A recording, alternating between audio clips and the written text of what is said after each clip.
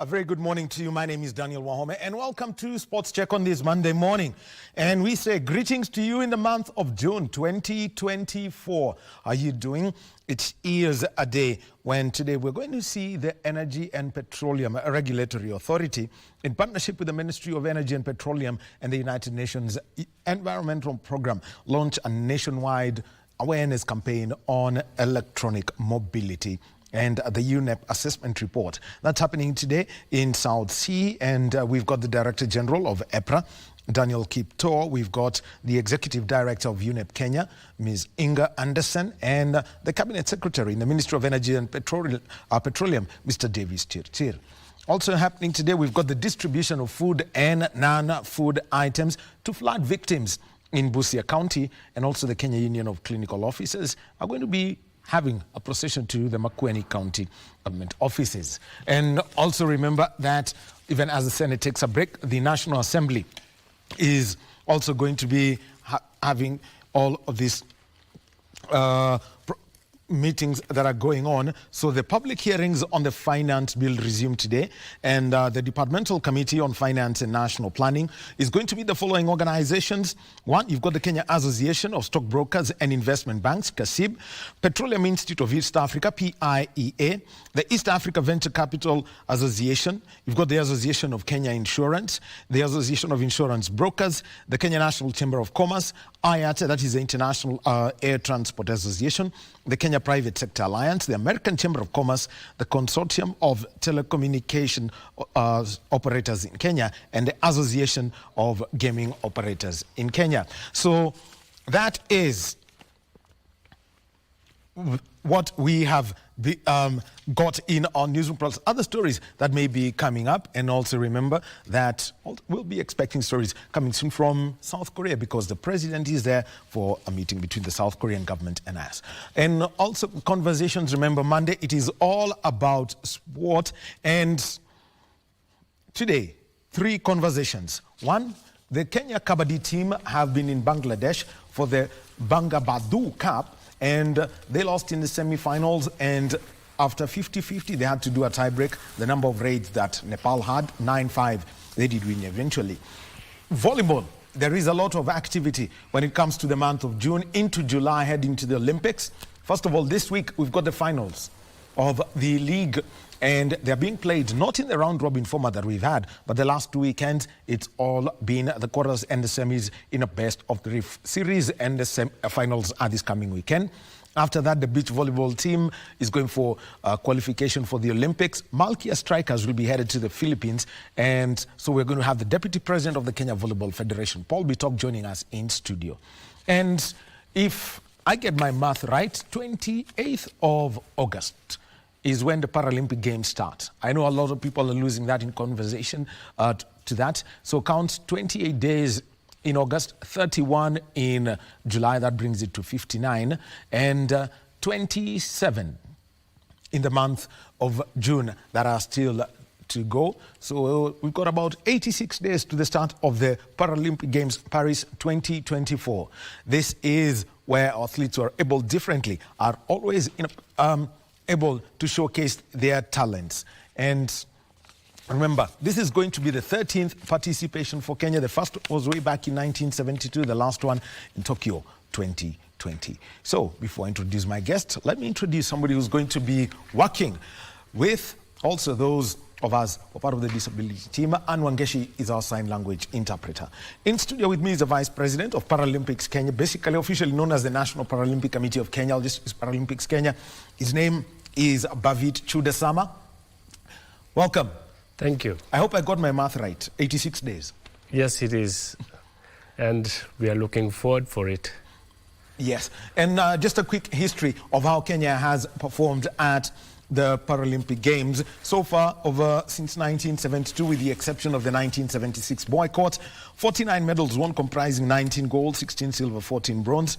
And at the Tokyo Olympics, Kenya just won that one bronze medal. The best performance coming in 2008. 9 medals won, 5 gold, 3 silver, and a bronze. Bavit, let's just take a look at Tokyo and the build-up to it. 1 medal, I know Kenyans are people who love the wins. But Tokyo, and in the run-up to Tokyo, it was a very tough time, especially for the Paralympians. Just give us a background of that. Okay, Tokyo, we had about 9 athletes, and we managed to secure 1 bronze in powerlifting.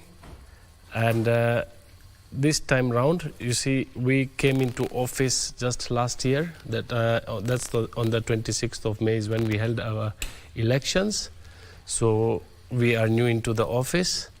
And of course, now what we want to do is better the performance, increase the number of athletes who have qualified. And of course, our aim is to get more medals for Kenya. Well, when it comes to powerlifting, that's one of the sports. And let's take a look at powerlifting as the build-up to this. It is a medal that Kenya would like to win again.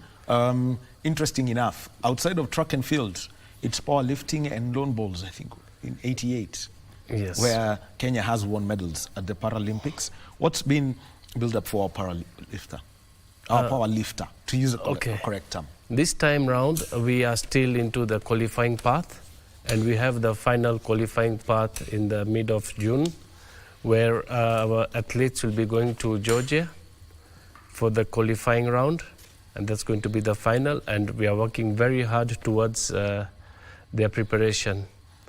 So for powerlifting, we are expecting a slot. So you could just give us, a breakdown of the powerlifting athletes, who we would be taking a look at, and the kind of preparations that they're taking.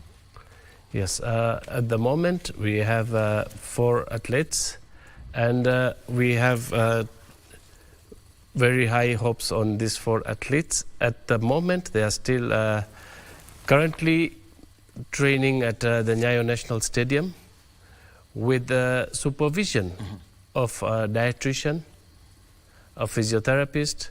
Now we have started involving a lot of this dietitian, nutritionist, physiotherapist to take care of these athletes. And what we have noticed now is, of course, they are doing their personal best. They've already started improving. And we have a lot of hopes on Helen as well. Helen, she's quite good. Actually, Helen's won. She won the bronze. Bronze, yes. And I don't know how many Commonwealth medals we would count plus to that. Yeah. So because of, you see, our interest is not only one sport. We are distributing in athletes and everywhere. But we are, of course, our hopes are very high with the powerlifters as well.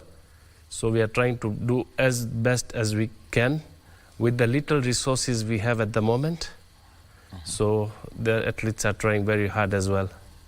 Well, I'll be coming to the specialists because we saw that brought at the Tokyo Games for the Olympic game, for the main Olympics and also for the Paralympic teams.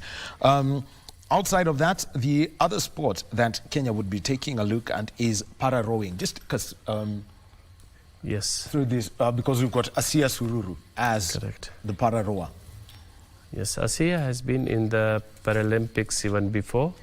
So this is her second one, and she's quite focused on this sport, and she's taken it, of course, to the next level. She's been training abroad, and this time around, she has also tried to get her best score, her timings right, and we are even hoping for a good result with Asiya as well.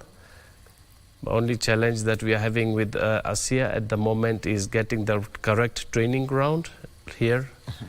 And so we are working on how to give her the best possible training ground.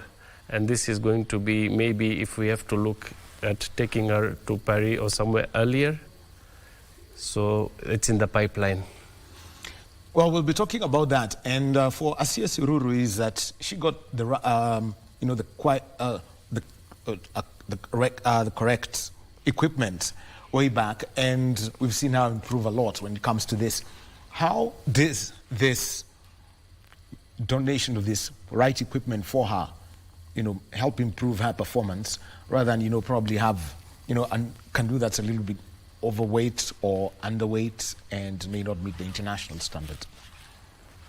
First and foremost, we would like to thank our counterparts in Uganda who assisted us as well.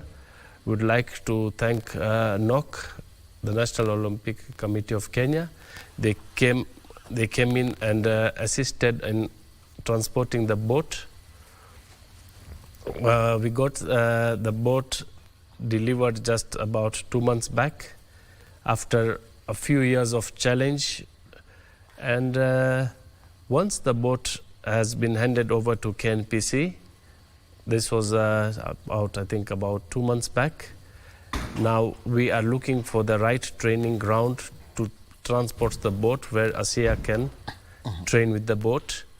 Again, with the boats, there is a bit of challenge where what happens is the weight of the boat is it's heavier, and in the competition it's a bit lighter. There's a bit of variance in the weight, but this is better for her in terms of her training. But now just looking for the right training ground because of the rains and everything, the dams. So we have located, there was one in Ruiru. We were thinking of one in Mombasa as well, where the initial training was happening, where the Rowing Federation is based. So in Tudor. So we are still working out on how we are going to prepare her. Okay. You had mentioned Uganda probably. I know that would be a good venue. We fully would understand Masinga is where the national rowing team has been training for some time, and the flood waters have changed. How well would Uganda work in terms of cost and competition? Uganda would work good as well, but we have not focused on Uganda because ASEA has just returned back to the country. She was training in Portugal. And once she's settling down, now we'll look for the right training ground for her, because again, we need to check about the logistics of her being there. And in terms of preparation, we found that it's better we take her somewhere where it has got the same altitude, and length is very important as well. Yes. For the rowers. So we have to look for a place where there's enough length for her to move around. And again, with the still water, moving water, there's a lot of things to consider with that. So we are still in the process of getting her the right location, training ground. Competition venue for para rowing in Paris, is it going to be the same? It is, of course. As we speak, our team is there, going there to check out on the venue as well. So once they've seen the venues and everything, of course we'll get a better report on what's actually on the ground there. So there's a team that is going to be visiting the venues. Well, we'll get definitely that. And the people traveling, the president of Paralympics Kenya, Ronald Milare. Yes. Your co-vice president. Yes. And the chef de mission, Dennis Muga. Dennis Muga. So the three, they're going to be in Paris. And remember, it's 86 days to the Paralympic Games. Remember that we do not want them to get lost in the other event that starts in about 56 days, all celebrating the Kenyans. Another sport where we have got the athletes is cycling. Let's talk about paracycling and the Kenyan contingent that you intend to have in Paris. Okay, at the moment we already have one cyclist who is already qualified, and we have another 6 going for qualification again. So this time round we will have a cycling sport involved with the Paralympics. Of course, it's a big achievement for us. So, and they're currently training in Thika. There's a route there where they normally train. But of course, there is an event in Egypt, and this is on the 26th to 30th of June, where we expect more qualifiers. Okay. Now, take us through the cycling team and the various disciplines, because we know we've seen, for example, visually impaired athletes who do the 2-seat Yeah. cycling alongside their guide. There are those who may be, have maybe amputees or using a prosthetic. Please Yes. take us through that. Now, with the cycling, we're having the same cycle where we have two-seaters, and they call this, I think they call it the tandem. Tandem. So we have the guide in front, who is the pilot, and we have the athlete who is visually impaired, and together combined they do the circuit and make the timings. And we have at least 6 of them, which we want to take for more qualifiers. Of course, one has qualified. So the athlete that we have qualified is called Kennedy Ogada, and of course is pilot Benson. And we hope to get more on that cycling. Of course, it's a new sport for many in terms of recognition. It's going to be like a lot of people have not seen this kind of a bicycle on with 2 people riding it, and so it's going to be a good exposure as well. And this would ideally be the visually impaired. Yes, visually impaired. How does this work if you are to compare it with what most people would consider when it comes to parasport in Kenya, which is para-athletics? How does it work about the pairings? It all happens with, of course, there's classification as well. Every sport in Paralympics is, you have different classifications. And with, of course, the visually impaired, it is the guide who they are normally used to in front, the pilot. So these guys need to train hand in hand for a very long time, so both of them get the consistency of the pedals and the timing, because sometimes you don't want the athlete behind to be faster than the pilot. Yes. So both of them need to be doing a lot of training together, getting the momentum, so the pilot has to pedal faster, So it's a hand in hand. It's a very interesting sport. I mean, once you have a look at it physically and you see how they, both of them move together. So with me, honestly, it is also a new sport for me.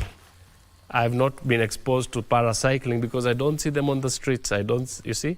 Oh, yeah. It's something that I'm getting to know that, wow, there's this sport that is existing and we are good at it. Again, equipment is a challenge for us. You see, it's not a cheap equipment.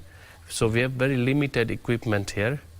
So you don't see much of this happening. But whatever resources are available for us now, we are moving with that. What have the paracyclists been saying about, acquiring the equipment and making sure that they work along with it? Sorry. The paracyclists, yeah. What have they been, telling Paralympics Kenya about the equipment they have and, some of the expectations that would be out there when it comes to the competition? Of course. You see, one of the key advantages that we have is our Secretary General, Mr. Stanley Mutuma. He is visually impaired as well, and he is the person championing this paracyclist. He's been a cyclist himself. And of course, we are trying to build the sport in more. We are trying to get more equipments. Yeah. So of course, he's really lobbying for this sport as well. And that where we have reached now, I think going forward, there is big growth in that sport as well. But of course, we have very limited resources, and we have applied for equipments as well. And definitely, the other one that everyone's going to fight for is the tax waiver for this equipment, so that you can get them in and work around them. One other sport is para-taekwondo. Yes. Martial arts. Just take us through this, because we know taekwondo is about, there's the kicking and the punching, but it's for para-athletes. Yes. Now, with the para-taekwondo as well, this is the first time we are getting 2 ladies who have qualified. And they come under categories. There is 2 types of categories. One is the under 52 kgs. We have Stancy Obonyo.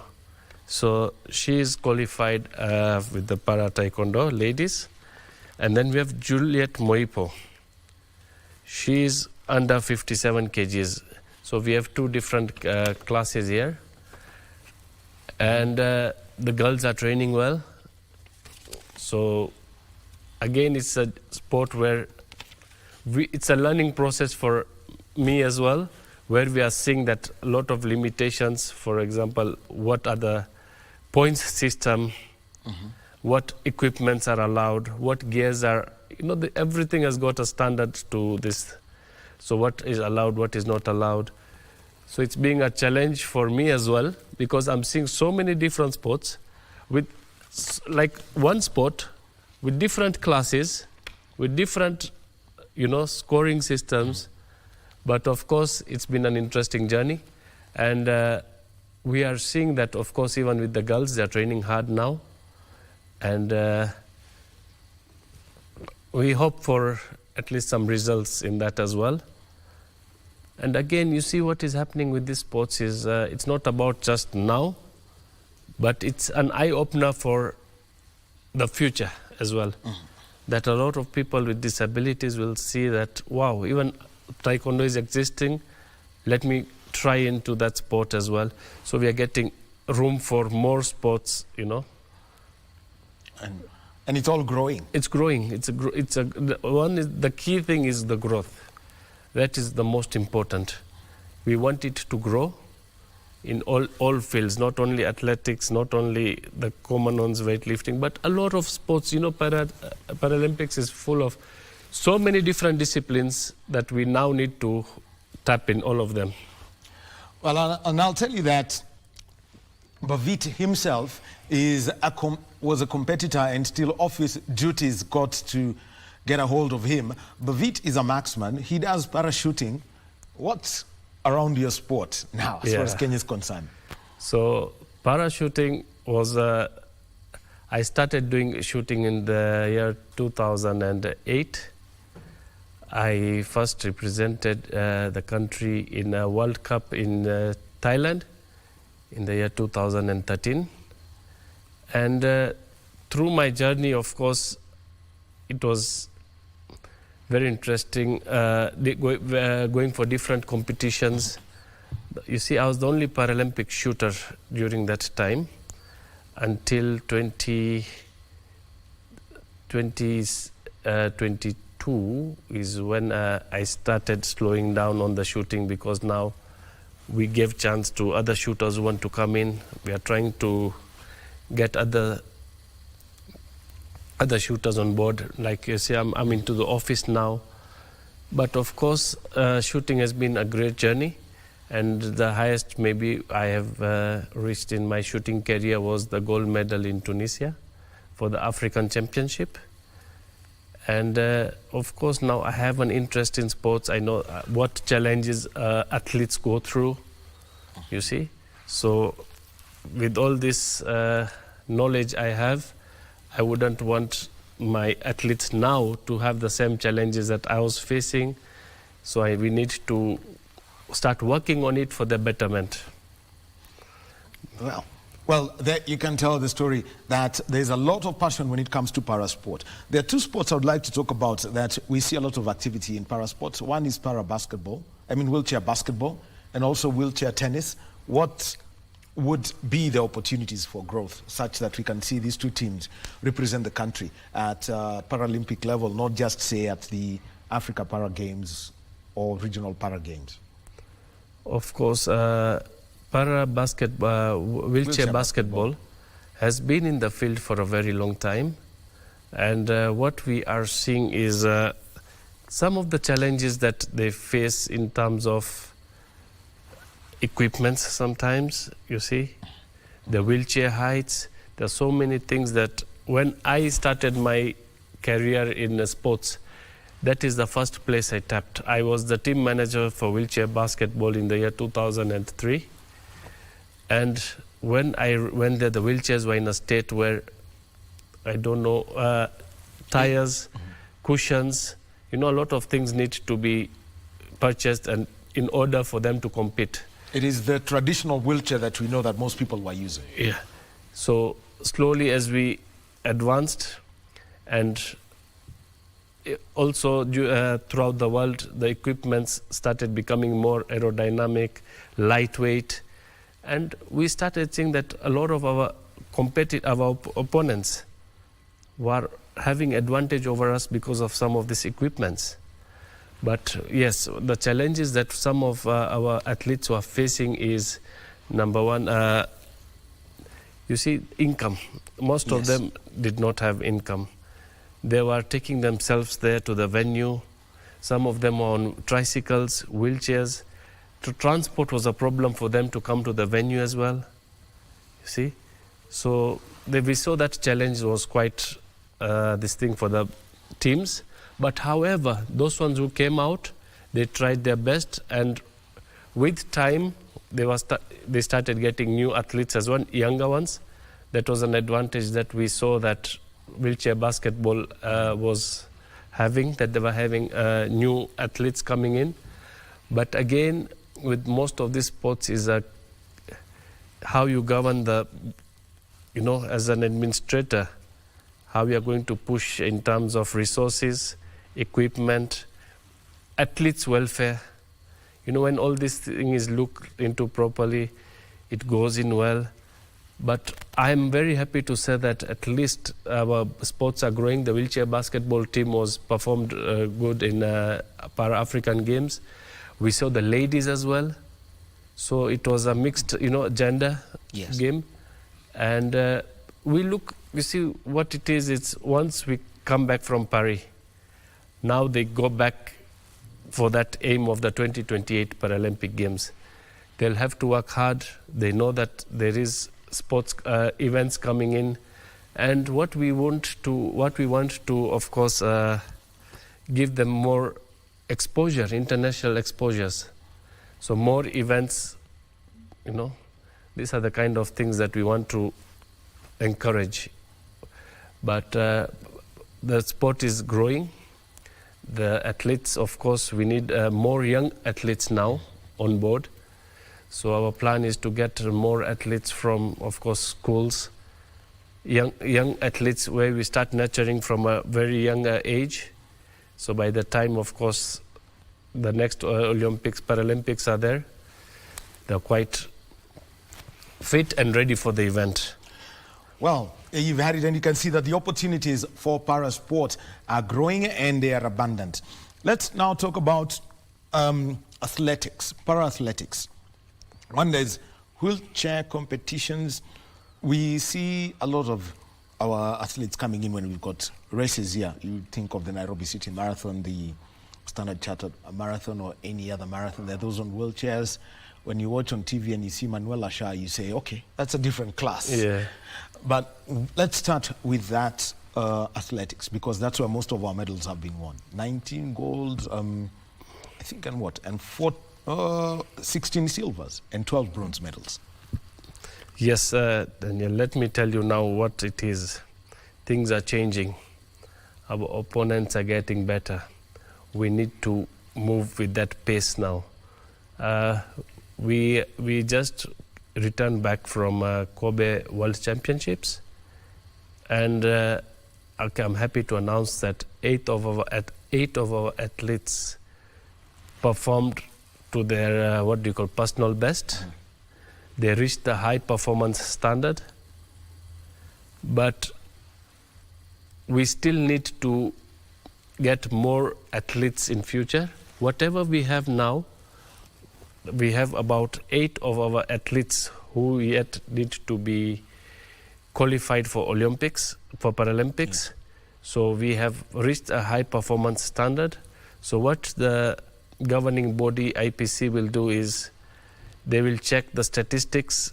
There's a ratio that will work out, and we might get slots. We might get more slots on. We are confident of getting a few slots for our team. That's based on ranking. On ranking and timings.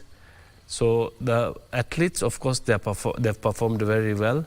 But however, we still have room for improvement. We have, of course, challenges where our athletes are scattered as well. Some of them are in rift, Eldoret, so here in Nairobi. So we need to get them together, and we are planning to get them by the 10th of June, at least a camp that is, so we monitor their performance as well.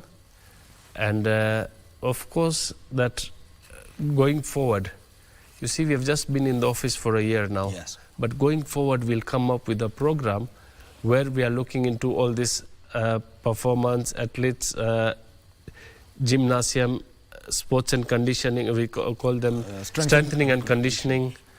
All these things work hand in hand.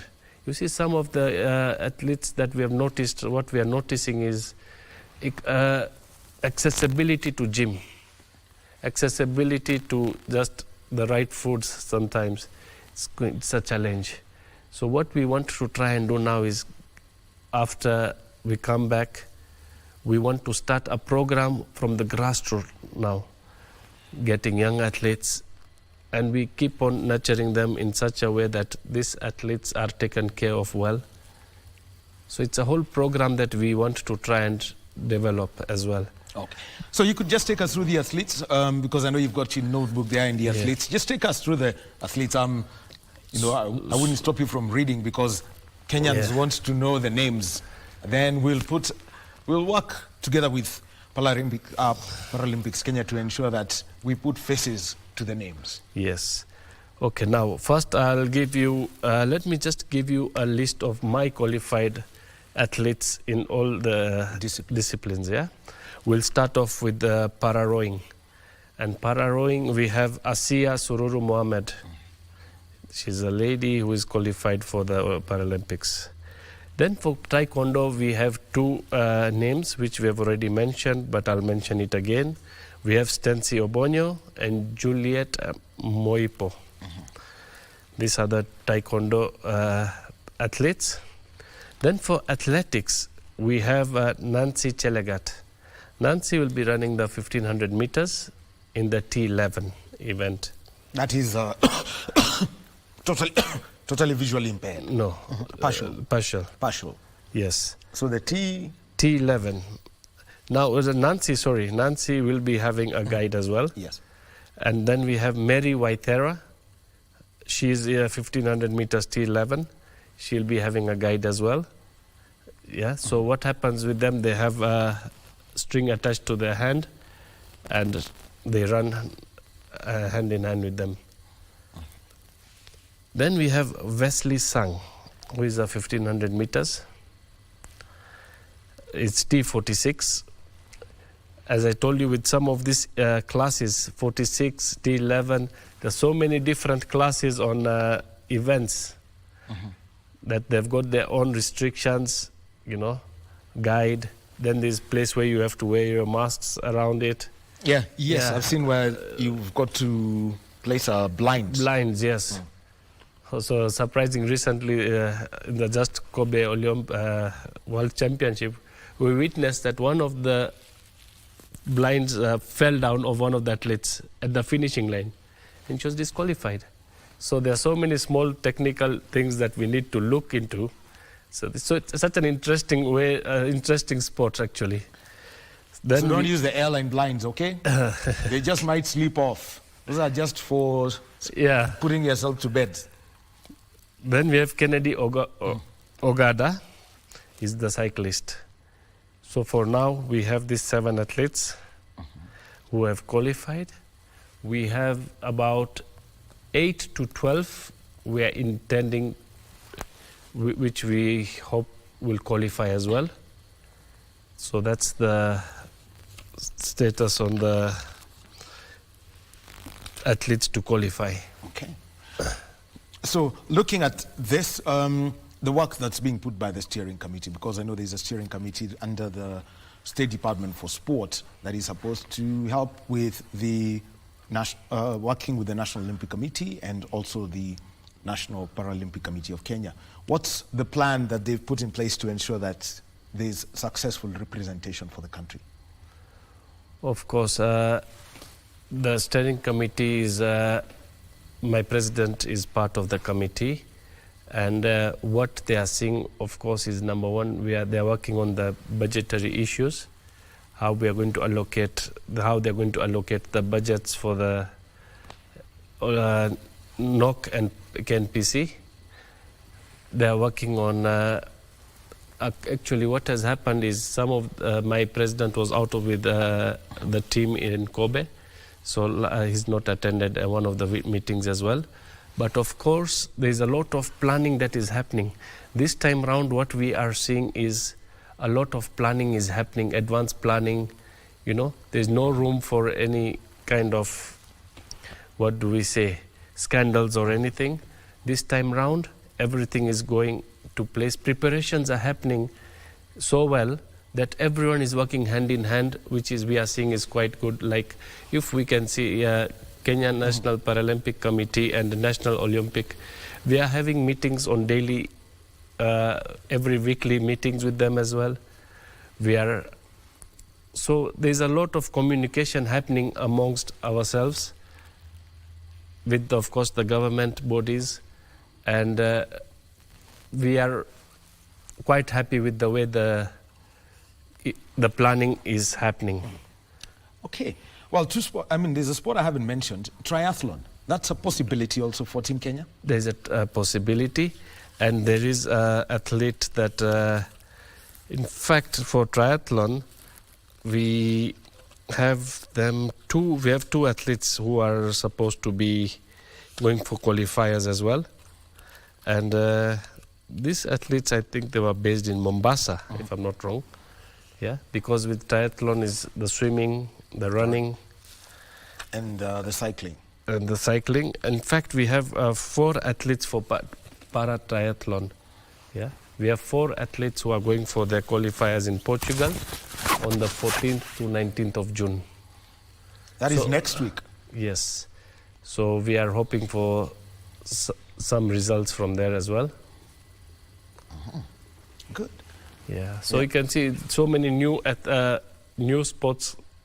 The sports have been existing, but it's just that in Paralympics, we are getting them, exposed now, and that's very good. I really thank the media and all stakeholders who are actually reaching out to people outside, that there is all these sports that are existing, and there's room for more sports to come in. So you see, like triathlon, a lot of people, if you ask them what was triathlon, they would not know. But as we see exposure, it's very important. And believe me, we are capable of getting a lot of athletes in a lot of these events and games. Thank you very much, Bavit Chudasama. He's a vice president of the National Paralympics Committee of Kenya, Paralympics Kenya, and they're building up to the Paris Paralympic Games that will take place from the 28th of August to the 8th of September this year. This is after the games of the 31st Olympiad. 86 days and counting, and remember that there is a lot of work that they've got to do with the emerging sports, as Bavit has indicated, and also those who are going out there to be qualifying for this event. So far, 7 athletes qualified. They're looking for a bigger contingent, and we wish them all the best, and we'll be telling their stories as this continues. Shukran, Bavit, and all the best as you prepare for this. Thank you. Thank you. Well, next we'll be talking about volleyball, and there's also a conversation around the Olympics around this because it involves 2 women's teams. But also, we've got the National League playoffs that have taken a new format. It's not the round robin over a weekend, but it is a best of 3 series over 3 weekends. Quarters, semis, and also the final. And also there's beach volleyball. The season's coming to a close. Qualification for the Olympics in Morocco at the CAVB Championships. And then there is a competition that's going to be taking place out in the Philippines, which has got a lot. It's not just a build-up to the Paris Games for the Malkia Strikers, but also it is going to be a pathway to the FIVB Women's Nations League. To be speaking about that is the Deputy President of the Kenya Volleyball Federation, Paul Bitok, who's going to be coming through. In the meantime, let's move over to the public hearings on the finance bill today. Making their presentation at the moment is the American Chamber of Commerce, and this is being made to the Departmental Committee on Finance and National Planning. Let's listen in. Necessarily be providing any particular service that would ideally be subject. From a tax neutrality perspective, we're here comparing what is the impact on digital platforms or business conducted through digital platforms vis-a-vis business that is being conducted from brick and mortar stores. That introduction of the withholding tax targeting digital platforms and marketplaces does have the effect of setting an uneven playing field. A further impact that we look here is from a price perspective. Of course, the introduction of this withholding tax would have the likely effect of trickling down to the ultimate consumers. So for instance, if you give an example of a consumer making a purchase through Uber Eats, of course the business that is selling their food through Uber Eats will suffer this withholding tax and will likely increase the cost of their food through the platform. Of course, another indirect impact, and again, this is taking the example of Uber, is in relation to instances where the final recipient of this income is an individual. So if we look at Uber drivers as an example, they will suffer turnover tax to the extent that they may be subject to the turnover tax regime. They will likely suffer withholding tax as well upon any income that they are receiving from Uber, the platform itself. Add that together with commissions that are also coming from these amounts, and you'll see that their income has significantly reduced as a result of this tax. Additionally, we also have implications on low margin industries. By the time you're introducing 5% withholding tax, remember this is on your gross sales.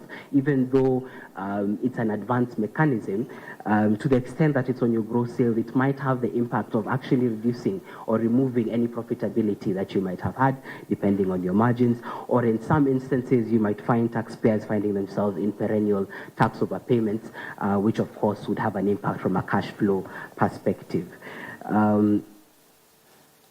Perhaps maybe my final point on this issue is in relation to the impact that this has on Kenya on the global stage in terms of our digital space, our creative space, and our e-commerce economy.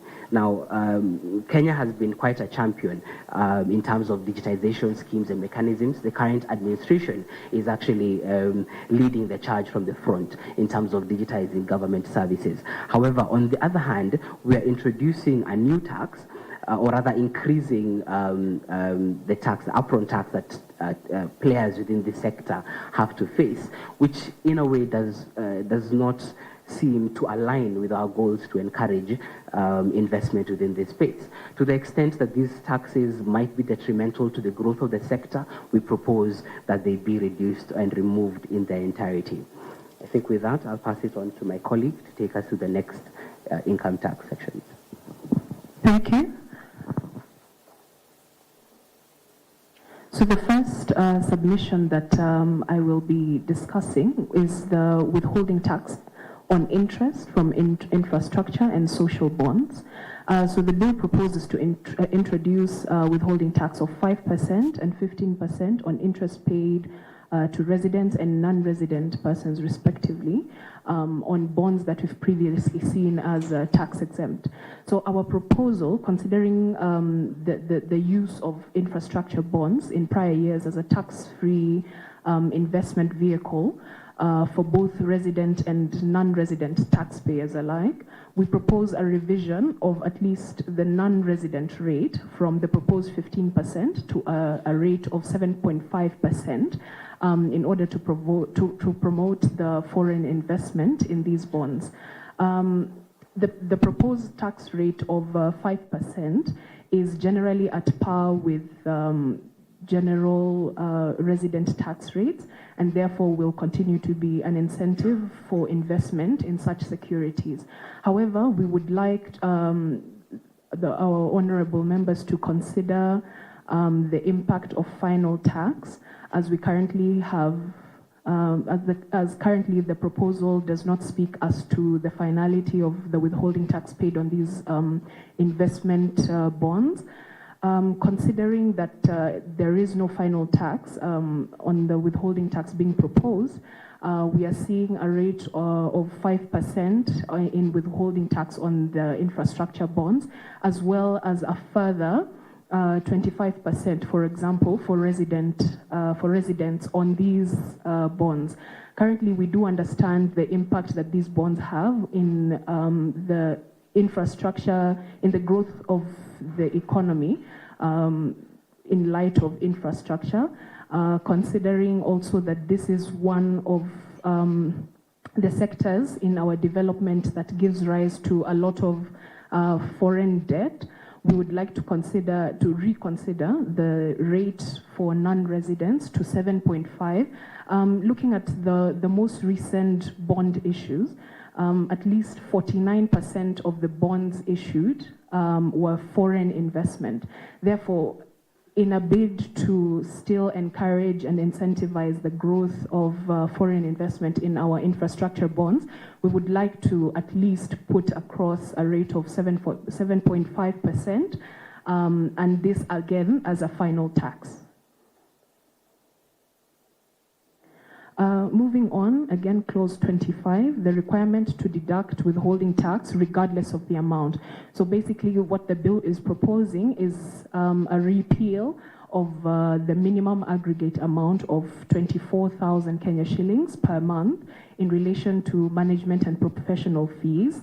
So what we are proposing is a deletion of this proposal and subsequent retention of the 24,000 minimum aggregate value. I do believe that this is a proposal that the honorable members have heard submissions on, and therefore I would like to maybe present more of a different standpoint on the proposal itself and the reason for the proposed repeal.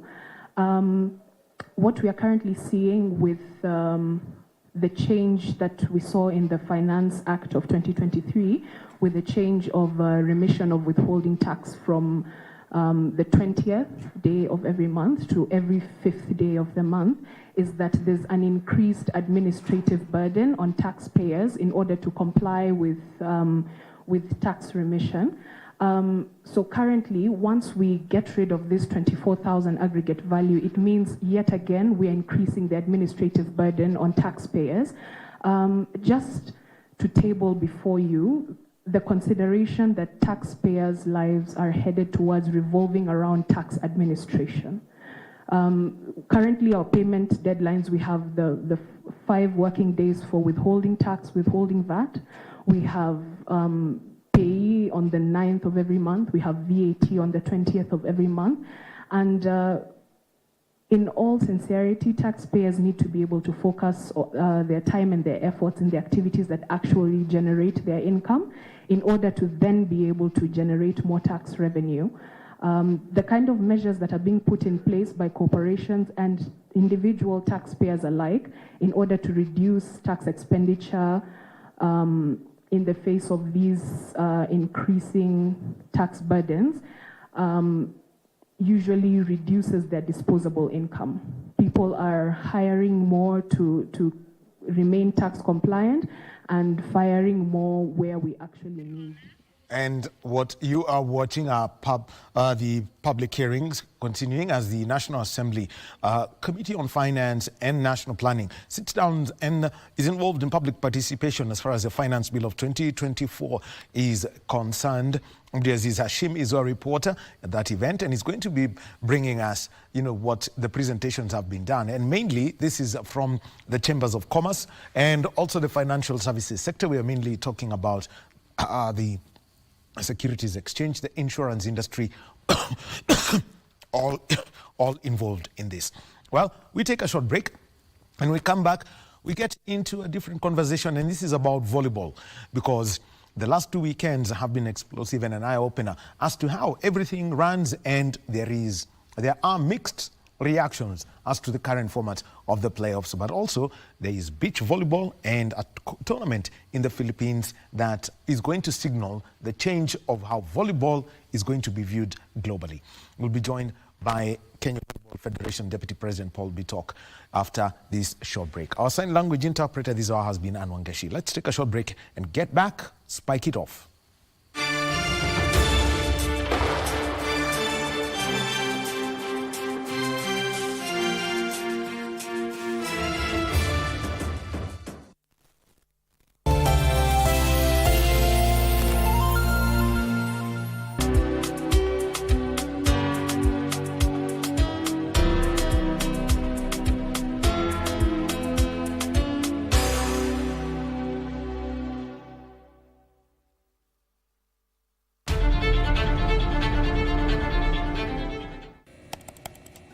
Technology has become a crucial part of our society. Without technological advancements, so much of our everyday lives would be drastically different.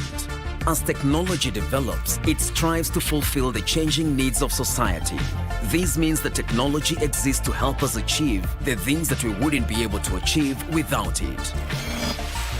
Take on Tech looks at the advantages and downside of technological innovation in a world that is becoming increasingly dependent on new digital technologies. Every Monday at 10:30 p.m. Mizimu imesema atakayekuwa kiongozi ni yule pete itamchagua. Bahari imechafuka.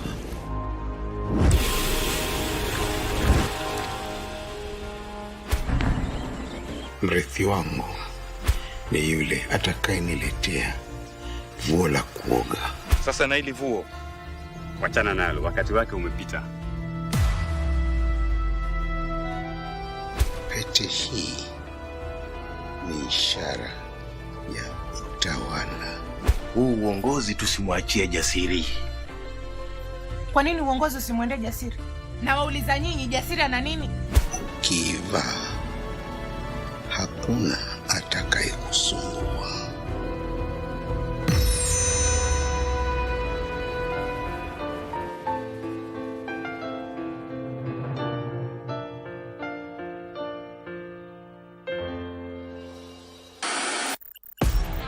On KBC Channel 1, we are a TV station like no other.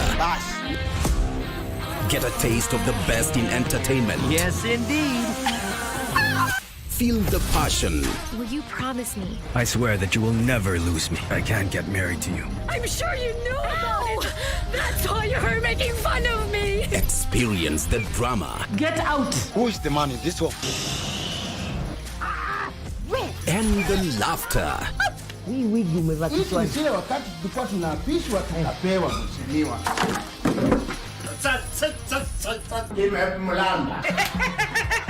Move to the beat.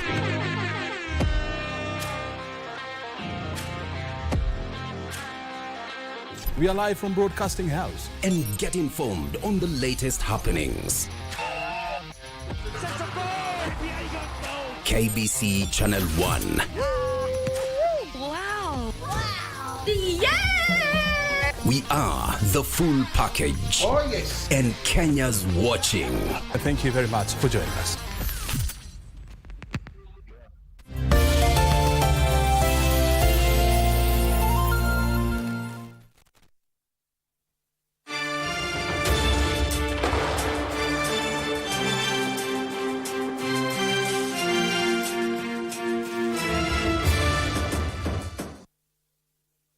And welcome back to Sports Chat this Monday morning.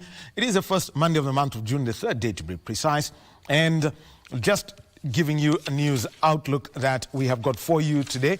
One, we've got the launch of the Tusonge na EVs campaign. This is at the Ed Convention Center. EVs, electronic mobility.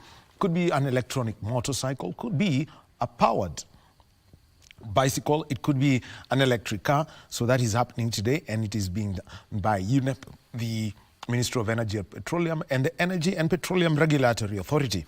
There's a distribution of food and non-food items to flood victims in Busia. And also, we have got the Kenya Union of Clinical Officers. We're having a peaceful procession in Makueni. And also, public hearings continue in regard to the proposals that have been put in the Finance Bill of 2024. That and more news is part of what we're looking at, and including, my apologies, including a team of about 50 Kenyans who are going to be traveling by road to go watch the Harambee Stars play against Burundi and Cote d'Ivoire in the Africa Cup of Nations qualifiers. One bus, 50 people, so that's part of the story that we're going to be looking at. Before we get into our next two conversations, I'll introduce my second language interpreter. These are Lensa Odingo. Well, over the last 2 weekends, people have seen a shift in how volleyball playoffs can be done. In the previous years, I think for almost over 20, close to 30 years, what we've had is a playoff series where you've got 4 teams go through a round-robin phase, and then you've got the winners being declared. But this time round, the teams were paired. 8 men's teams and 8 women's teams at the quarterfinal level. And they played a best-of-3 series, which meant that you win 2, you're safe to the semis. But if you're tied at 1-1, you had to play matches last Monday. That was the quarterfinals. The semis, we had deciders going into match day 3. I mean, Kenya Pipeline and Kenya Prisons. You would pay to watch that any day. It was a best-of-3. Well, KCB, they got it straight over DCI. KPA, they had to be pushed to the pushing GSU to the edge, but on the other side, we can see that Prisons Kenya, GSU going through Prisons Kenya, having to fight against KPA, who are rising stars. And so we already have got the finals set up. And KCB against Kenya Prisons in the women's final, GSU against Kenya Prisons in the men's final. Just to start off that conversation is the league playoffs, and we've got the Deputy President of the Kenya Volleyball Federation in studio with us, Paul Bitok. Karibu. I know everyone wants me to get into this. Yes, I will not. Your statement speaks for itself. So we will go straight to what you've witnessed over the last 2 weekends, because it is a game changer, and also how everyone manages their matches has been witnessed. Just take us through the last 2 weekends. And I know because you also have got many hats. There's the KVF hat, there's the KCB hat also. Yeah, thank you, Wahome, and thank you for having me today. And I would like to thank everybody for accepting the new system, the new format that we are using. It's really exciting and is opening a lot in volleyball this time. That is giving chance to many teams, giving us also to sell our brand volleyball in Kenya. We have attracting now good sponsors after realizing that the volleyball is really coming up with a new format which have attracted huge crowd coming to support their teams. What I can say is that we considered a lot about this format.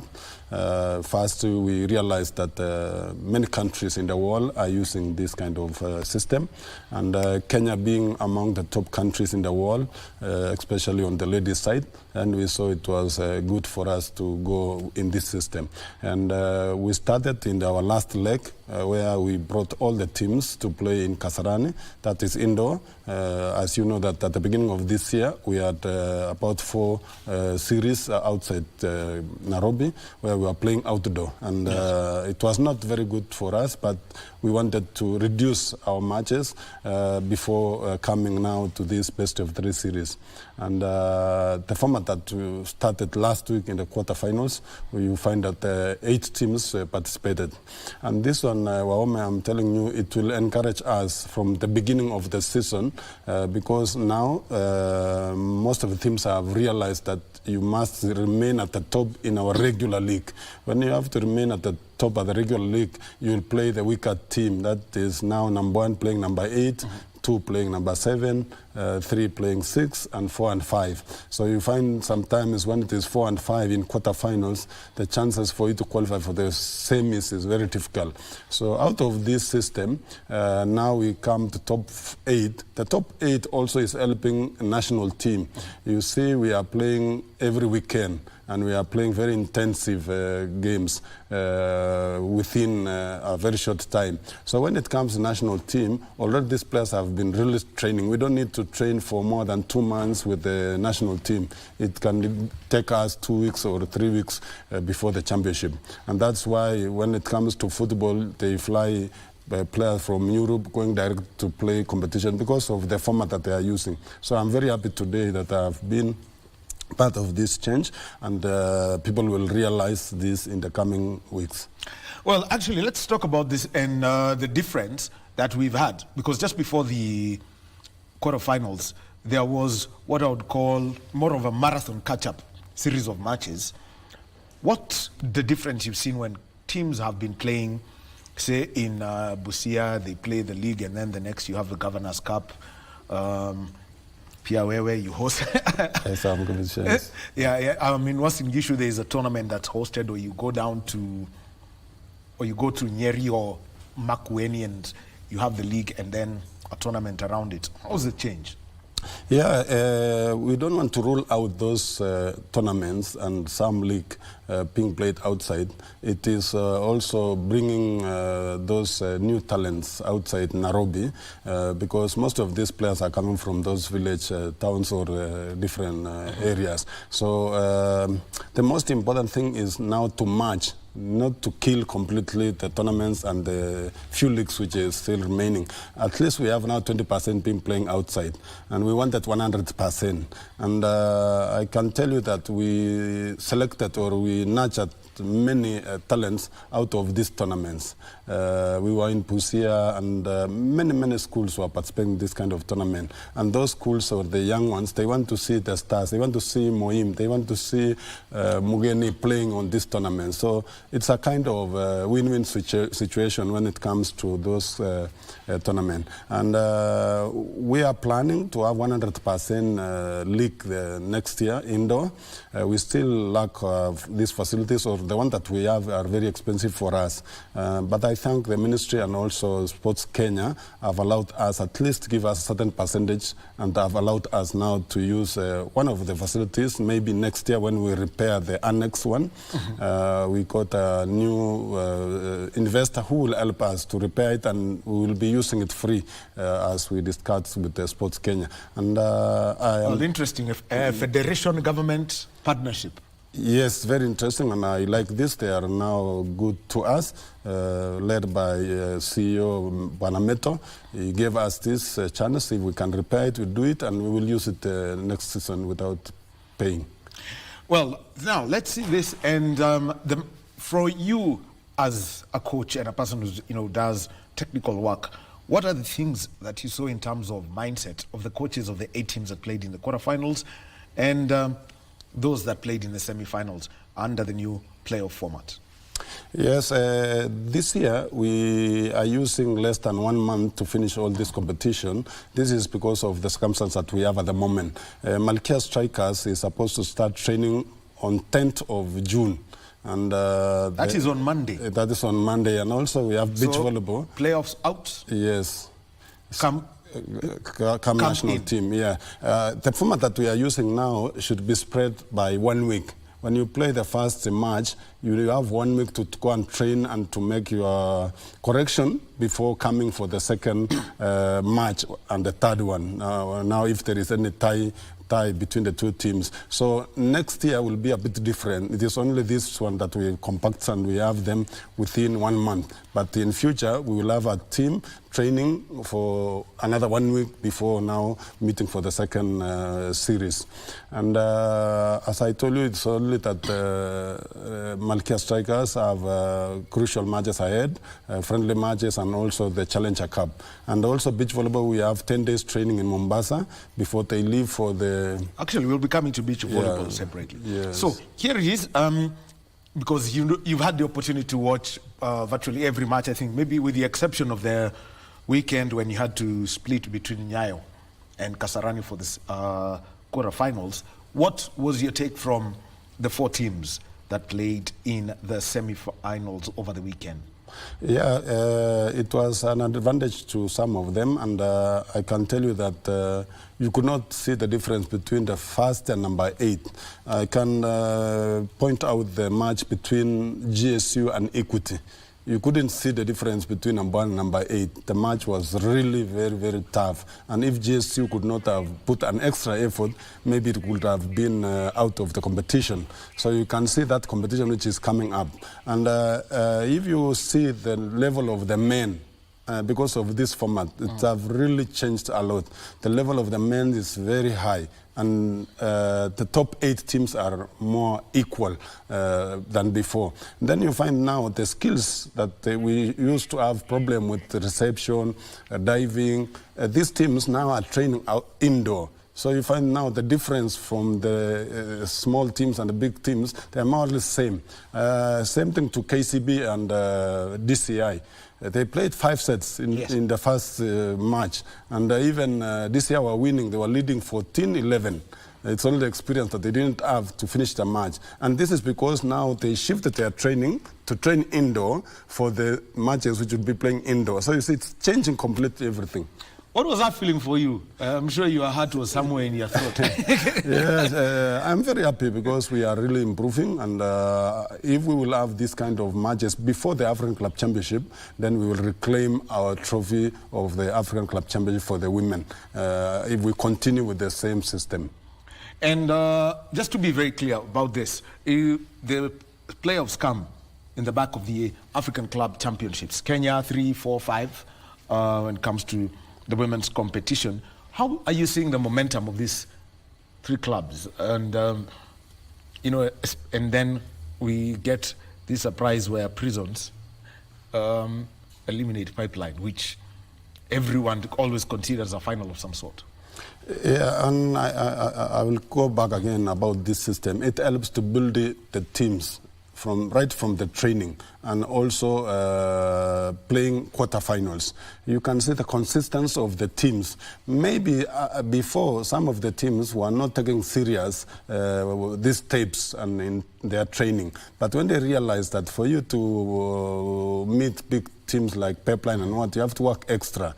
Now Prisons are training in Ulinzi Complex, which was not normal. Before, they was training outdoor, even when it comes to the playoff. So you can see the seriousness that each team have put in this competition. And as a part of the KCB, we were about to be eliminated by DCI. We were just assuming that it is a normal way.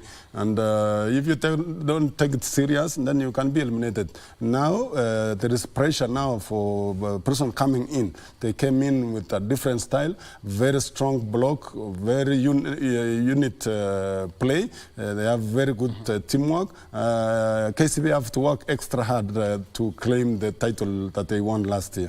Let's talk about the men's side. GSU, Prisons, KPA, and coming through. Eventually, now it's going to be between GSU and Prisons. How would you give us a preview for this final? Because all along, this has been a fireworks contest. Yes, for this season, GSU have shown that they are the best. They won in regular, and also they have won their matches in the last quarterfinals and semis, and they beat Prison also in their last leg match in Kasarani. And here is also bronze medalist, Prisons, and also the title champion of last year.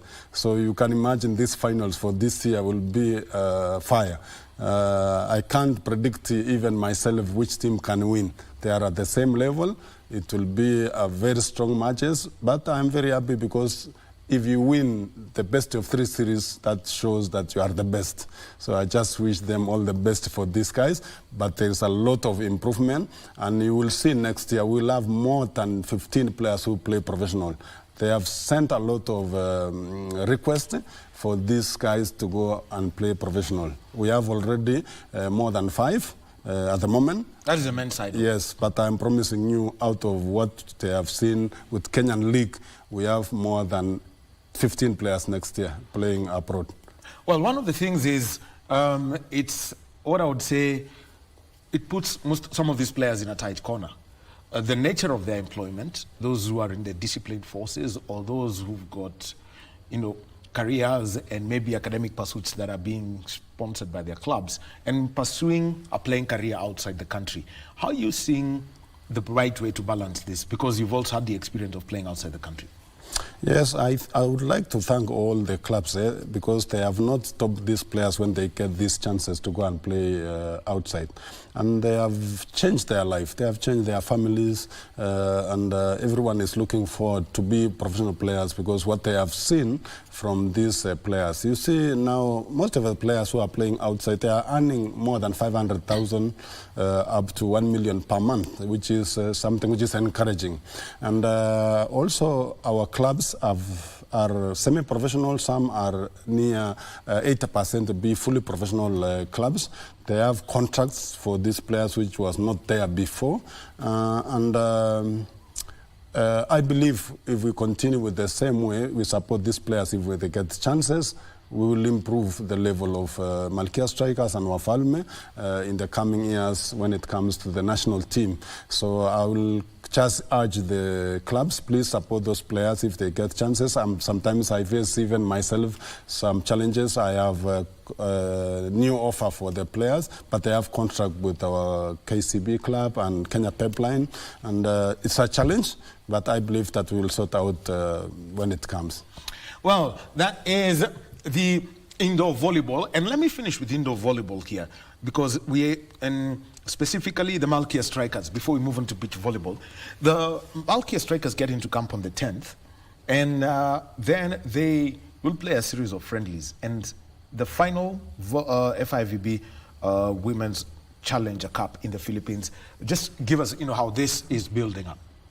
Yeah, we have two competitions ahead of us. That is Challenger Cup and also Olympics 2024 in Paris. We have lined up international friendly matches in Serbia. So our Malkia Strikers will be starting the training on Monday next week, and we will have less than 10 days. It will depend on the logistic. The team is supposed to be in Serbia for international friendly matches on 20th. By 20th, we must be in Serbia to have 10 days or less than 10 days international training and also those few friendly matches that we have lined up. And then the last part of it now is the competition for this year Challenger Cup. Last year we participated in France, and we finished 6 out of 6, and we managed to have a good match with Colombia. And this actually, here is a game. Let's see the screen. Yes, we played this match last year. And this year, I believe that the teams that are there are less ranked teams. We have Peru, which we have beaten them before, or we played 5 sets together, who are participating in the Challenger this year. We have Philippines, who are less ranked in FIVB ranking, though they are the host. And then now Argentina, which not very far from Kenya, the level. So I believe that we are going to have a good show this year, depending on which team we are going to play with. Though it is a knockout, for you to proceed, you have to win the match that we are planned to. They are waiting the results of the European Championship, which is going on, so that we can know which teams are qualified for this Challenger Cup. Well, this Challenger Cup, it's actually a pathway to something that is known as the Women's Nations League, which is the top division. It's a knockout competition. You play the quarters through to the semis, the 2 at the final, 1 team through to the Women's Nations League. How are you mentally prepared for this brutal competition? I think Kenya, we need to go step by step. We are yet to be at the top, as you know, our ranking at the moment. I believe that if Kenya can go to the second round to reach semi-finals or manage to go to the final, it will be a plus for us. We don't want to put too much pressure and to promise you that we are just going there and make it to VNL next year. We want to go and win, if possible, quarterfinals and semi-final. If we will be lucky, then that is okay. But we'll take step by step. We have a new team now. We have new players who are coming up, and we have some challenges with few players who have injuries, so we are yet to know our level this year. But I believe when we start training on Monday, we will be forming a new team completely. Well, and we always like the disruption, and you were part of you disrupted this team about 5-6 years ago when you brought in the new players and said, give everyone an opportunity, and we are seeing the transition. What has been the major change in the style of play when it comes to Kenyan volleyball by the time you came back 5 years ago and what we are witnessing now? Yeah, if you could see before I joined the team, there was a very good team which won even third Grand Prix level, and the team stayed for a very long time together. Though they had good results, but they stayed for a very long time. So by the time I came back from Rwanda, I managed to bring in the new blood and the new players, whereby we retired Wanja, Blackie, and other players, and we brought in Chumba and new set, Immaculate Nekesa, and this was a changer. We had a very good team which played now since 2019 up to this time. We already managed to have the 2 qualifications for 2020 and 2024 Olympics. As you know, these are women. There is a lot of complex. Sometimes someone is married, someone have children, so the team is always changing. And if you are not ready to have that good transition, it can bring some problem. But we thank God that until now we have a good team which have qualified. We might have few changes. As I told you, this is some challenges when it comes to family issue, and you will see the team in 10 days. It will be a different team with new members. Well, let's also talk about the influence that the Demura and his team had, when he was working with you through that. I will get away from the politics, but what's the Brazilian, effect that that would have rubbed off the coaching staff and the playing unit? Yes, I would like to thank FIVB and the Brazilians. They came in and they really helped us. They had good connection and they gave us so many opportunities to play outside, training in Brazil, training in Serbia, training in Morocco last year. It was a good opportunity for the players and also a different style from the Brazilian coaches. Their training was a bit different from us. They were working more on specific positions and it helped us. It was good. There were some changes which we wanted from the same project with FIVB, and we just disagree in some issues, but I think we will still go back and negotiate in a different way. I have participated in this project for more than 8 years together with these guys, and it's unfortunate that we will not be with them, but I can promise that they did a good job. There were some challenges which I might not share with you at the moment, but we will manage in future.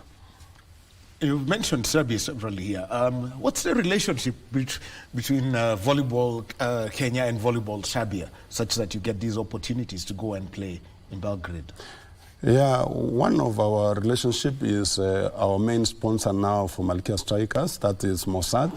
They are the ones who introduced us in Serbia, and it really worked for us. Last time we trained for more than 3 months in Brazil, but we came to have friendly matches before going for the World Championship in Serbia, which was sponsored by Mossad, and it brought a lot of change. The 3 months compared with the less than 10 days that we had in Serbia, they were really friendly. They gave us good friendly matches. They were ready all the time. You see, when we were in Brazil, we missed some friendly matches, though we had a good time, but we didn't have many friendly matches as expected. But when we came short time in Serbia, they really welcomed us, and I thank the CEO of Mossad Bets, that is Sasha. He made sure that we were very comfortable and we got the best. And they are the same guys now who are making all this arrangement for this time, and they are the ones who are sponsoring us to be in Serbia for 10 days. So you can see the relationship comes from this company, which is the mother of the company itself. All right. Now, let's move away from indoor volleyball and move on to beach volleyball. And we've got the local circuit coming to a close, but also we've got the women's team that has got to qualify for the Olympics, and the qualification process is through the CAVB Continental Cup final in Tetuan, Morocco, and that is from the 20th to the 23rd of June. So the local circuit, what has it brought out from us beach volleyballers? Yeah, you know, in beach volleyball, you have to earn a lot of points. And to have these points, you must play a different series, either in your country or outside Kenya.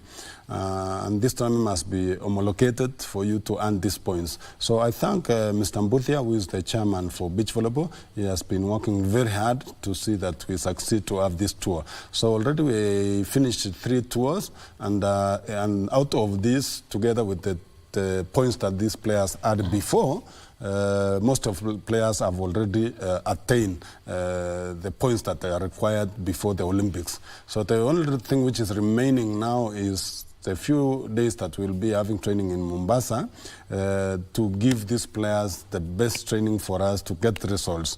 As you know, Kenya finished out of the medal brackets in all African Games. They have to work extra for them to reach the level of Egypt.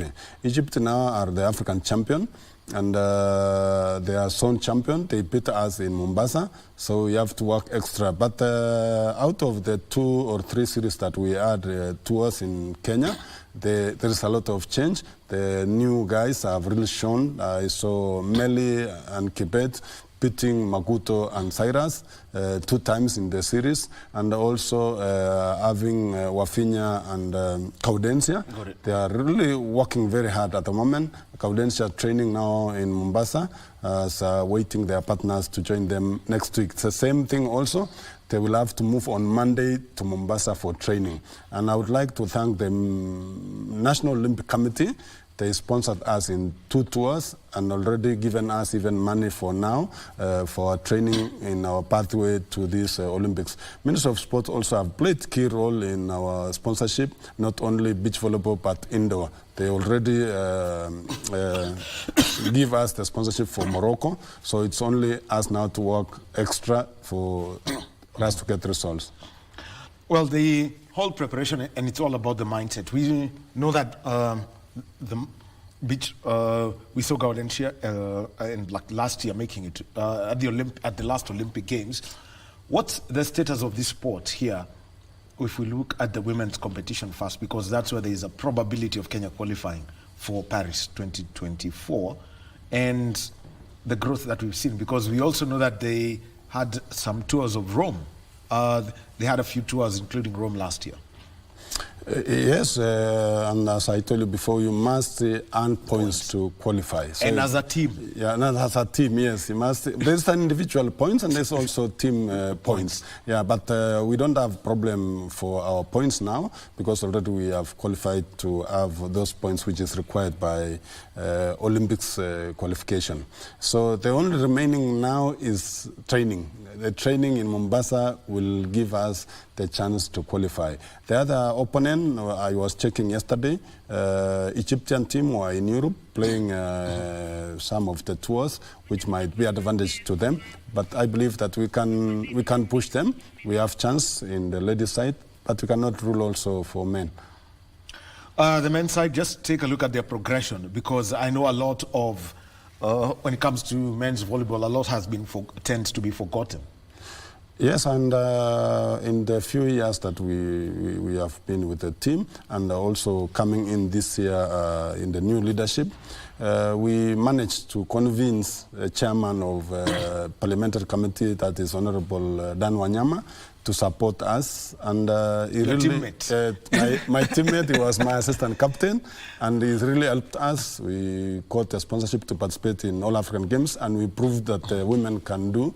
They finished 2nd position, and the same level that you are seeing now in our playoff, the changing of style of play and the level of the men's have really gone up. It's only the chance that we might not have given them to participate. So I believe that sponsorship, if it is equal as the same as Malkia Strikers, the men's side also will surprise many in the coming years.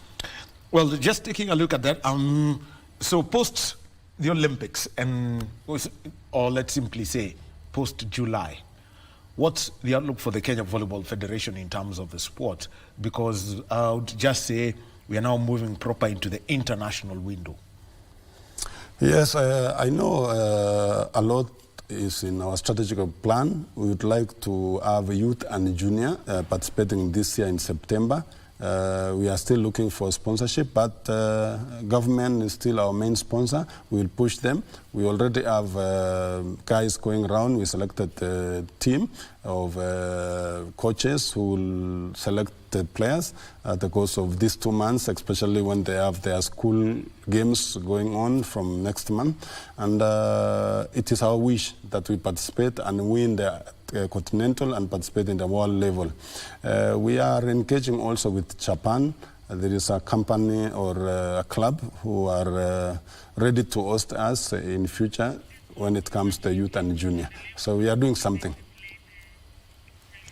Now, the other one is now downstreaming this, because we're seeing that the global calendar is, just like we saw with our football, we're now seeing that with volleyball, there is going to be more of a consolidation or a standardization of the volleyball calendar year in, year out. So we are talking about sometime from October, and by the end of May, you're done with all club competitions. What's the approach to change this and to make sure that it fits within a lot of the schedules, say maybe national team duty and also continental duty for clubs? Yeah, FIVB calendar is very clear. It is going between October and May. That is for the clubs. And then national teams immediately start May to October. And we are adapting it. As you can see, though we were late this time, but we are already on it. We will maintain the same. We will finish all our league matches next year in May to give room now for training for the national team, not to rush like what we are doing now. So we are doing it. We will do it. The other one is now making sure that the knowledge that is at the top level is downstreamed. Our biggest source of volleyballers is actually the schools. We know that a school may dominate. For example, Kwatanze may dominate. They may have the advantage. But you do not want to lose that young girl who is in Laikipia. You may have Cheptil or somewhere dominating the men's, but you don't want to lose that young man who is somewhere in Mombasa. What are you doing to make sure that this talent is identified continuously and consistently? We already have, as I told you, we have the technical team which have been appointed by Federation, and this team will be starting from the zonal level so that we can identify those young girls and boys who are from those schools. I will give you an example of Veronica Thiambo. She's now playing in Chris. She was playing with Seka Secondary School in Kisumu. So if someone was not there to identify her, maybe we could lose her. So I will only ask those coaches that have been appointed and Federation to fund those coaches so that they can start from zone level, which is coming, I think, next week or next month, all the way to the national. What is very interesting now is that most of these schools have put themselves as excellence centers. And if you go to each region, you'll find that there is a school which is at the top. Like in Machakos, we have Kwantanze. In Trans Nzoia, we have Kesogon.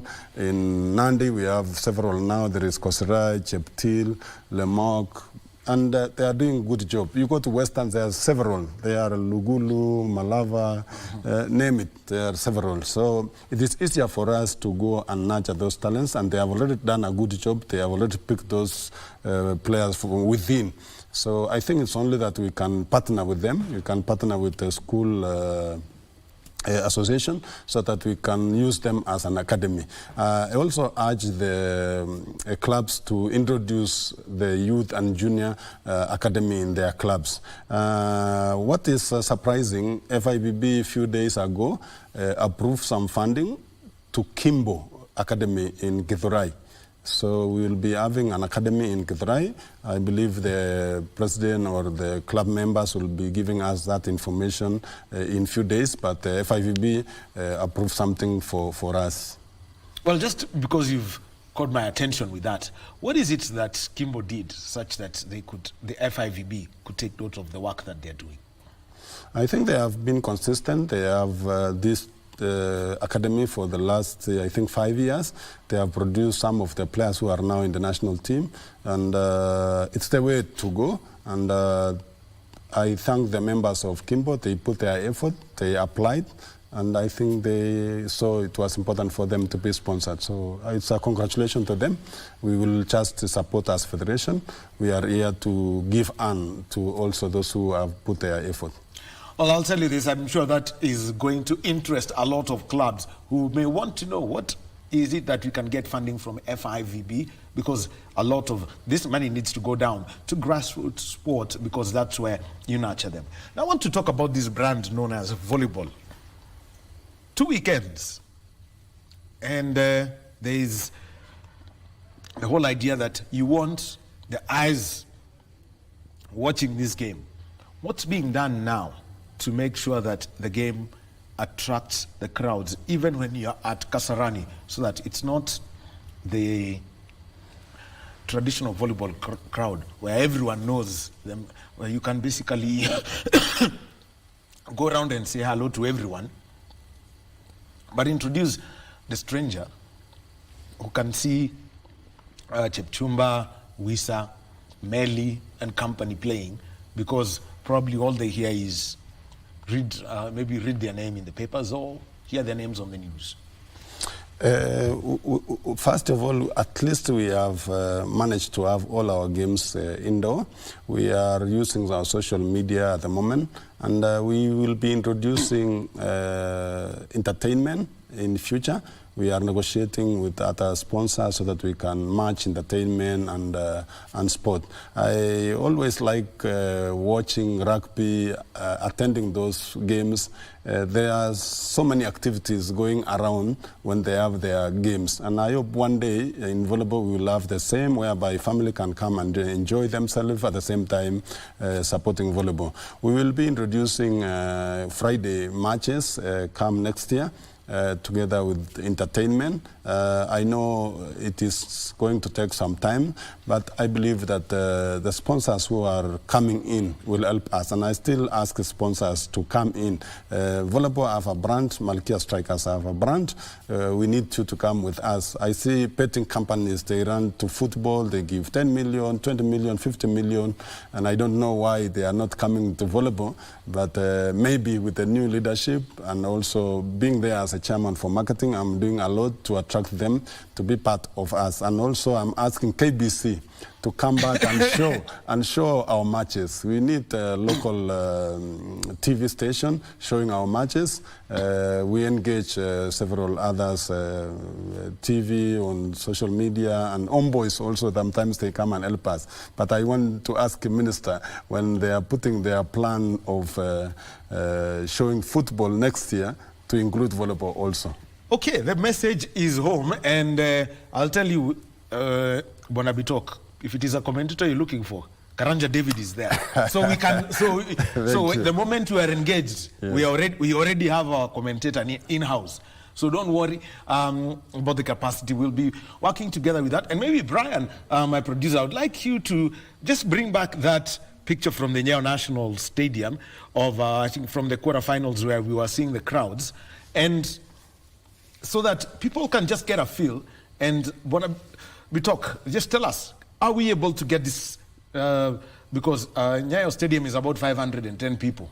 Kasarani can do 8,000, 16 times that. What is it that you would like to make the call to the people as they watch KCB against Kenya Prisons and GSU against Kenya Prisons this weekend? KBC peke yake is the only one who is allowed to interrupt because we have Harambee Stars. Yeah. But for that weekend... I was talking with some of the members that the teams have qualified for the finals, and one of them was Kenya Prison. And they promised me they will go all over and they will bring the crowd to be there at Kasarani. Yes, we are working also with KCB to see all their members also come to support their teams. It's only them who can help us to support volleyball and support their clubs. I hosted a competition in Eldoret. Yeah, just take a look at that. I mean, look at those numbers. Not a single space at Nyayo. Yes, and you can imagine this is a quarterfinals, and We are working so hard to see that that place is full. We introduce small charges at the gate, but this time for the finals we are giving them free.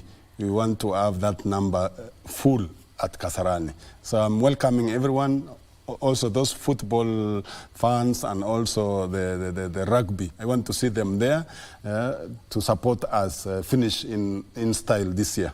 All right. Thank you very much. Paul Bitoki is the Deputy President of the Kenya Volleyball Federation. Talking about beach volleyball, the preparation for the Olympics and the qualifiers in Morocco, 20th to the 23rd in Tetuan, and this is at the CAVB Continental Cup Final. So they are getting ready for that. They will be getting into camp. Both teams get into camp on the 10th. The beach volleyball in Mombasa on the 10th and Malkia Strikers on the 10th. Yes, that is true. So that is all in preparation, for the busy June-July window for our national teams. And remember, this weekend, KBC Channel 1, make sure that you're updated with the national finals as they are being played. Well, time for us to take a little break and see if we're going to get our beautiful Kabaddi teams. Just waiting to see if we can get through to them from Bangladesh, where they got to the semi-finals of the Bangabandhu Cup. Hopefully we can get them via Zoom. But before that, highlights. Rally Italia Sardinia came to a close yesterday, and what a dramatic end to it. Sebastian Ogier was leading by 6.6 seconds going into the Wolf Power stage. Then he suffered a puncture in the last 2 kilometers, and he lost the rally by 0.2 seconds to Oitanak. Here are the highlights of Rally Italia Sardinia. Sardinia, one of the most unpredictable rallies, boasting 4 different winners in the past 4 seasons. The most recent to triumph, the championship leader Thierry Neuville, whose unfavourable start position once again left him sweeping the roads for those behind. The Belgian managed his car well to end the day in 5th place, less than a minute from the rally lead. That has definitely been the hardest day you could imagine for Rally Sardinia to open the road. I mean, we've never seen that so far, and the worst stages you can choose for that. The lead was held by his old nemesis, the record 4-time winner of Rally Sardinia, Seb Ogier, who was looking in imperious form alongside Vincent Landais. They took full advantage of starting further down the order, setting the tone with a blistering time through the opening stage, nearly 8 seconds faster than their closest competitors. We just had to avoid some rocks, which is a bit a tricky part like we expected, but the grip is of course getting better and better car after car, so it's also really possible to see some faster car behind. But just like last time out in Portugal, Ogier couldn't shake the attentions of Neuville's teammate Oitanak. The Estonian was rapid on the super-fast sandy roads of Sardinia, ending the day just 4 seconds behind the rally lead. Elvin Evans needs to score well in Italy to recover his 24-point championship deficit, but he and Scott Martin encountered issues from the off. A puncture on the very first stage, costing them big time. No idea where it came from. I don't know if you can compare this feeling to anything, so... With just 1 spare tyre, Evans was forced to conserve his car through the rest of the loop, dropping further time to his rivals and ending the day in 6th, nearly a minute adrift of his Toyota teammate Ogier. An impressive start for Adrien Fourmeau saw the Frenchman running 3rd overall early on, but a slow puncture, which eventually delaminated, cost the Frenchman nearly 40 seconds on stage 3. A slow puncture, I don't know where, probably 20k before the finish, so it was going down slowly and slowly and slowly. And his misfortunes continued in the following test. It's Adrien Fourmeau going slowly. This is clearly an ongoing issue then for the Frenchman. Yeah, that was engine off at that point. He said, I've not got electric or something. Twice a winner of Rally Sardinia, Danny Sordo was another having an impressive opening day in his Hyundai. The Spaniard trading places with Toyota's Takamoto Katsuta and ending the day in 3rd overall, despite an error selecting his tyres early on. We make a small mistake this morning with one of the spare tyres. Yeah, so we're keeping one soft, but so we make small mistakes. But anyway, we are human, so sometimes we make mistakes. So Ogier on top, with Tanak hot on his tail. Sordo 3rd, with Katsuta and Neuville completing the top 5. Evans heads into Saturday in 6th place, with Gregoire Munster next and Sami Piari leading the way in WRC2. Saturday in Sardinia. You've seen the Well, WRC Rally Italia Sardinia highlights day one.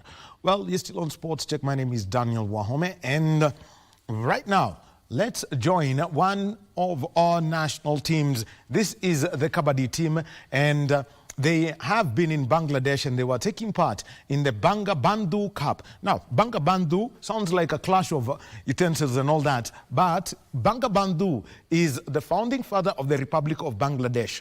Many competitions in that country are named after him. And Kenya, losing 9-5 on raids after a 50-all tie with Nepal in the semi-finals of the competition. We're joined by Mudaspak Otieno. Mudaspak, a very good afternoon to you in Bangladesh. A good morning from Kenya.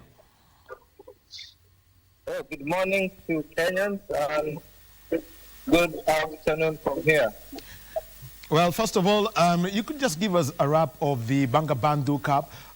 In the group phase, you are in Pool B, winning against Sri Lanka, Japan, and Uganda. Those were the straightforward wins before I move on to the matches involving Iraq and Thailand. Just give us a first look at those three matches.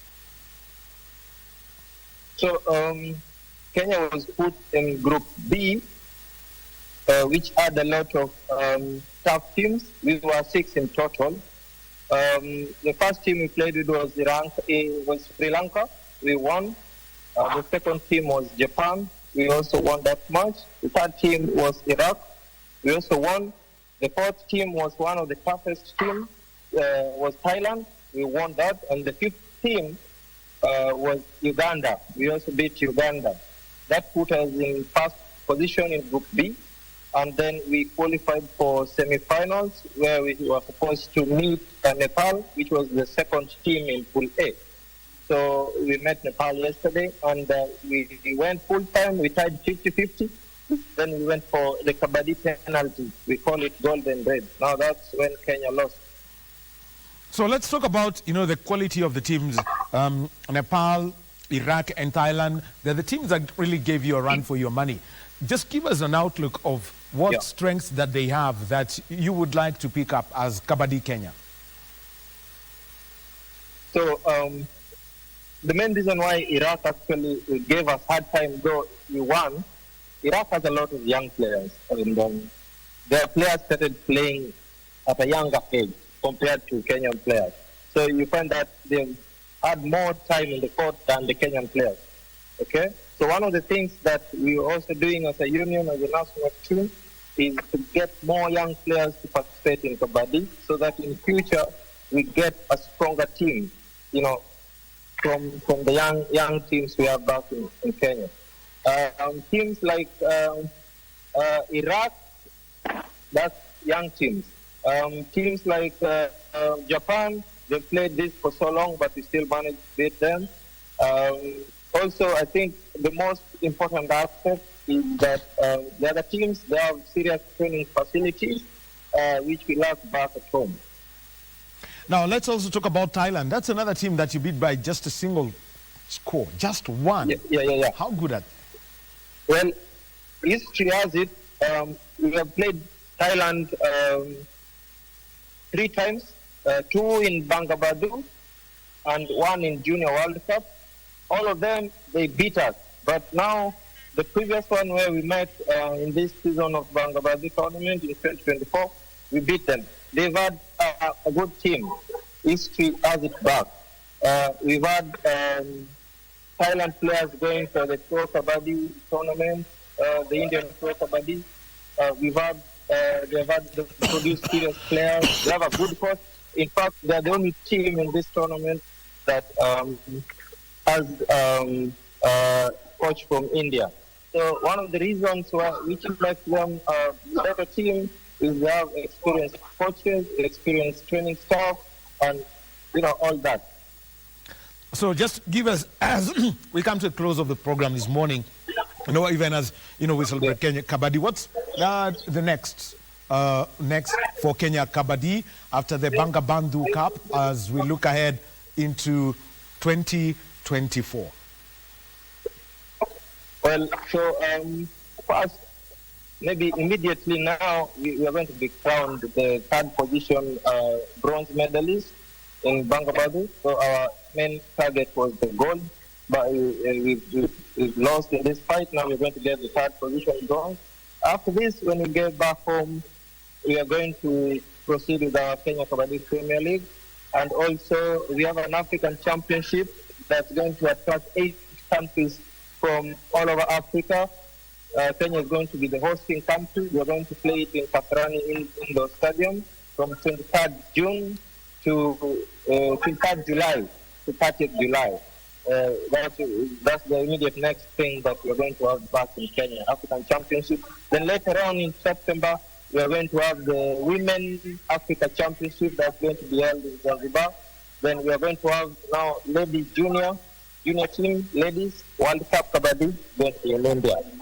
Yeah, and then we also have senior men, beach Kabaddi Championship that are going to be in Tehran, in Iran. Right. Thank you very much. Yeah. Thank you very much. Mudas Pekoriano, he's the team manager of Kabaddi Kenya. All the best in your bronze medal match. We want something else on your neck besides the accreditation tag, such that you have 2 by the end of the day. All the best in the afternoon, and a good afternoon to you. All the best. Shukran for being with us. Thank you, sir. Thank you, sir. Thank you for the moment. Have a good day.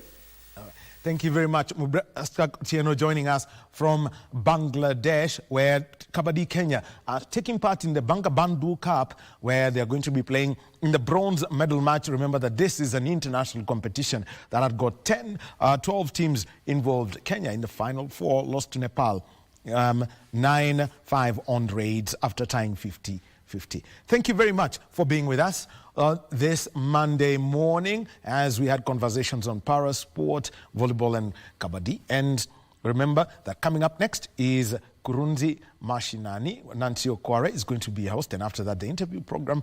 Tamrini coming your way next. Our sign language interpreter, bottom right of your screen, has been Lensa Odingo. And on behalf of the team that put this together, asante sana, and thank you for being with us. Have a good day.